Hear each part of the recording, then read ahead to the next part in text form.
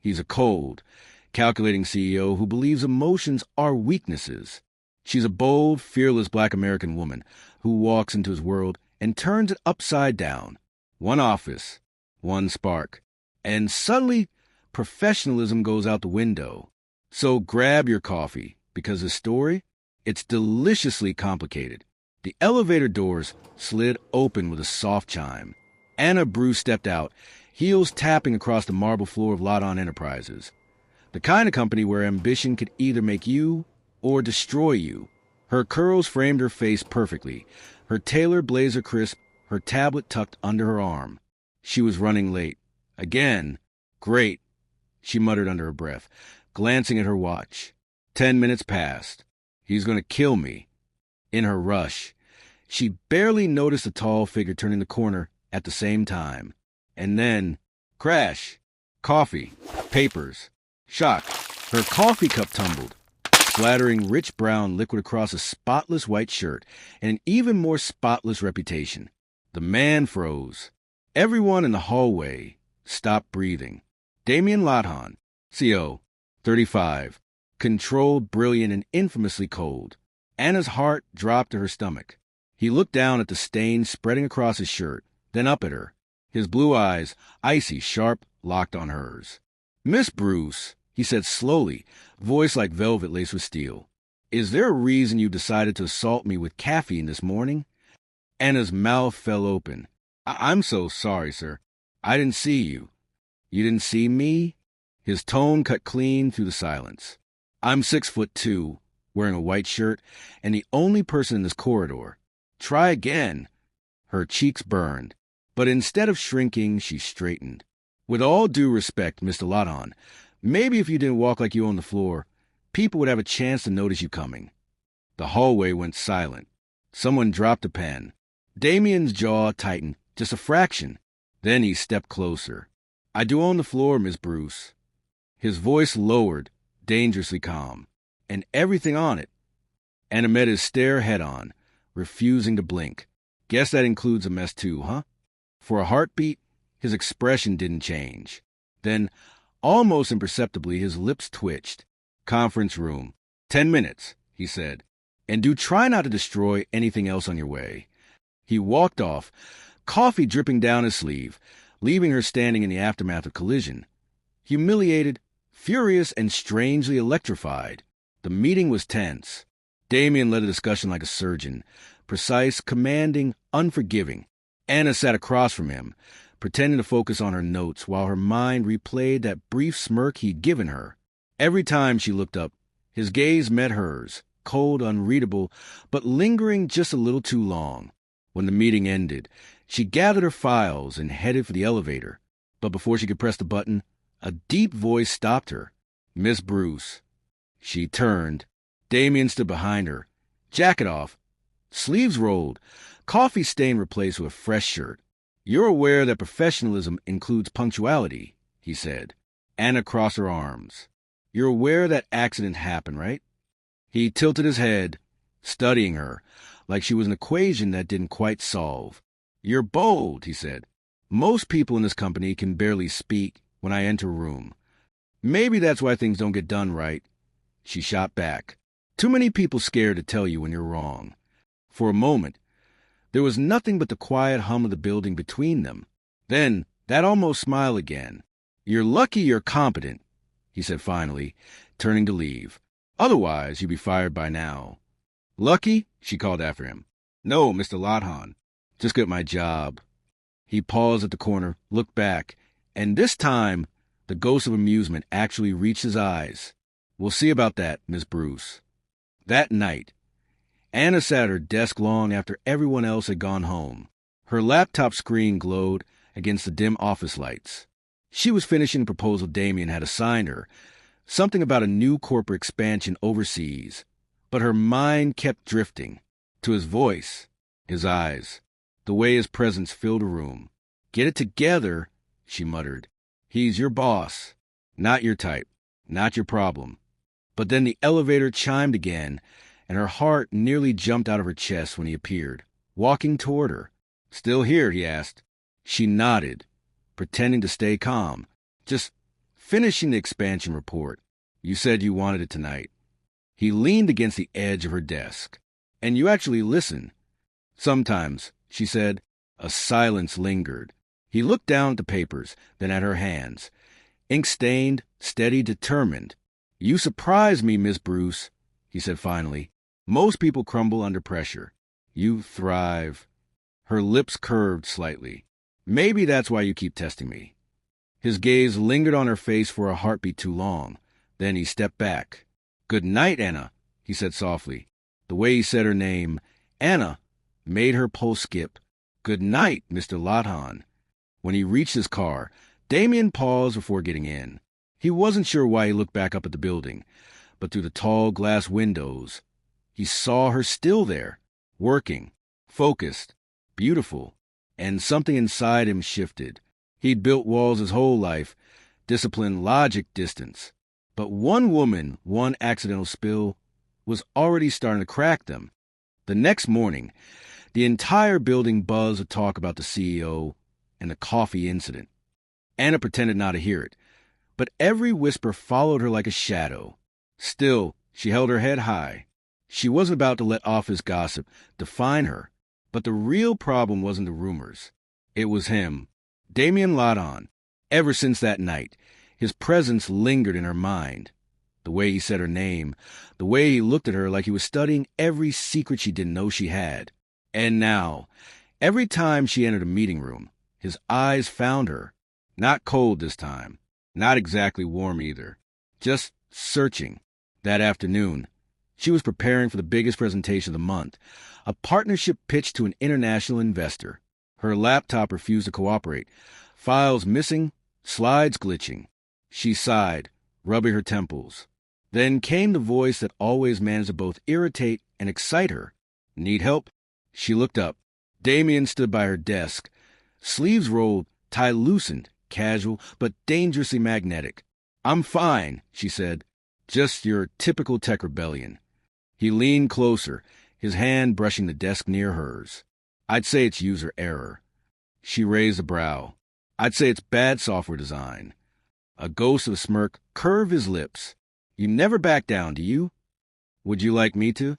Their eyes locked, the tension so thick you could almost hear it hum. Before either could say another word, the glass door opened and in walked Nicholas Hale, the visiting investor. Charming, confident, a man who smiled too easily and noticed everything. Mr. Lothan, Nicholas greeted, shaking Damien's hand. Then his gaze drifted to Anna. And this must be your marketing manager. I've heard a lot about you. Anna smiled politely. All good things, I hope. Oh, very good, Nicholas replied smoothly, his eyes glinting.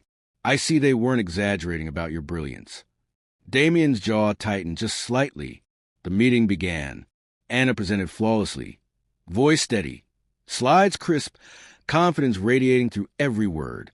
Nicholas seemed more interested in her than the numbers, asking follow-up questions, leaning forward every time she spoke. Damien noticed. Every single time. By the end of the pitch, Nicholas was grinning. Impressive work, Miss Bruce. Perhaps we can continue this conversation over dinner? Anna hesitated, caught off guard. Before she could answer, Damien's voice cut in, smooth but unmistakably sharp. She's not available. The room went quiet. Nicholas raised a brow. Oh, I wasn't aware you managed your schedule personally. Damien smiled, the kind that didn't reach his eyes. I manage everything that affects this company, including distractions. Anna's eyes widened slightly. Mr. Lothan, that'll be all, Miss Bruce, he said curtly, standing up. You did well. You can go. She gathered her things, fury simmering beneath her calm exterior. As she brushed past him, she muttered under her breath, You really need to work on your people skills. Later that evening, she was walking to the lobby when Nicholas appeared again, waiting by the glass doors. Leaving so soon? He asked with a playful grin. I figured since your schedule's free, maybe I could still steal that dinner? Anna hesitated, then smiled. Why not? I could use a distraction. And she did, because for the past week, Damien Lothan had occupied every corner of her mind. They went to a quiet restaurant nearby. Candles, soft music, easy conversation. Nicholas was charming, funny, and attentive. Everything Damien wasn't. And yet, every time Nicholas leaned closer, every time he complimented her, she thought of him, of the way Damien looked at her, the way his voice dropped when he said her name, the way he made her heart race, even when she swore she couldn't stand him. Meanwhile, Damien sat alone in his office. The city lights stretched endlessly beyond the glass, but his focus was elsewhere. He told himself it didn't matter. She was his employee. Her life outside this building was her business. But then his phone buzzed, an internal message. Security footage. Miss Bruce leaving with Nicholas Hale. He stared at it for a long moment before locking the screen. For the first time in years, Damien Lothon, the man who prided himself on control, felt something raw and unfamiliar. Jealousy. The next day, the tension was unbearable. Anna walked into the office, her usual calm replaced by quiet defiance. Damien was already in the conference room, his expression unreadable. He didn't greet her, didn't even look her way. But when Nicholas entered moments later, all charm and smiles, Damien's hand clenched around his pen. "Mr. Hale," Damien said smoothly, "perhaps we should discuss the boundaries of professionalism during company collaborations." Nicholas chuckled. "If this is about dinner, I assure you it was purely business." Damien's jaw tightened. "Make sure it stays that way." Anna finally snapped. "Enough! I don't need you fighting my battles or dictating my choices. Mr. Lothon." Her voice echoed through the room. Everyone turned.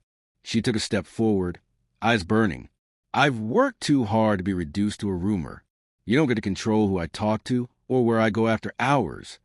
Damien met her gaze, silent, but the storm behind his eyes said everything.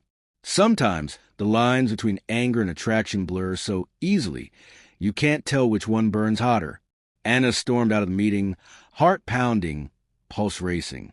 She was furious and hurt, but as the elevator doors closed behind her, part of her couldn't stop remembering how jealous he looked.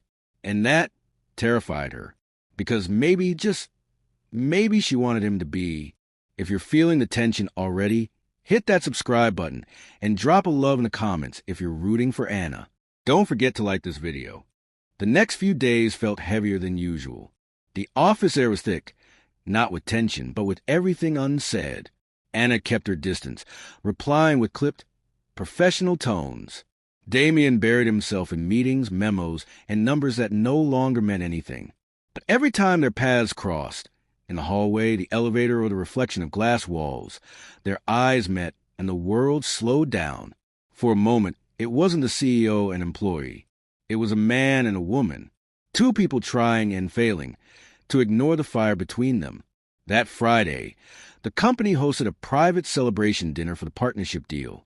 Champagne glasses, low lighting, slow music. Anna arrived late, a sleek black dress hugging her figure, her curls perfectly framing her face. Every conversation paused for a heartbeat when she walked in. And then there was Damien, standing by the bar, glass in hand, pretending he wasn't waiting for her. But he was. His eyes found her instantly, dark, focused, intense. For a man who could command a room without a word, one look at her, and he forgot how to breathe. Janelle leaned in, smirking. "Girl, if looks could melt glass, that man would have set the whole building on fire." Anna gave a faint smile. Let him burn. But her voice trembled, just a little. Later that night, after the speeches and laughter died down, Anna stepped outside to get some air. The city lights shimmered below, the night cool against her skin. Footsteps followed, steady, familiar. She didn't need to turn to know who it was. "You handled yourself well tonight," Damien said, his voice calm, low. "Thanks. No fights this time," she replied. He nodded slowly. "You were right. About me. About everything." She turned, eyes narrowing. "That's a first." He gave a quiet, humorless laugh. "Don't get used to it." Their eyes locked again, always finding each other, always circling back. "Why do you keep doing this, Damien?" she asked. "One minute you push me away. The next you look at me like—" He stepped closer, close enough that her breath caught. Like what? Like you want to kiss me. A long, heavy silence. The city faded. The world disappeared. Just them, standing too close under the skyline. Because I do, he whispered. She didn't move, didn't breathe. His hand found her cheek, slow, careful, like he was afraid she'd vanish. And then he kissed her. It wasn't rushed. It was deep, warm, fierce. The kind of kiss that says everything you've been too proud to admit. Her fingers curled into his shirt, his arm wrapped around her waist. All the tension, the jealousy, the restraint, gone. Just passion, pure, unfiltered, dangerous passion.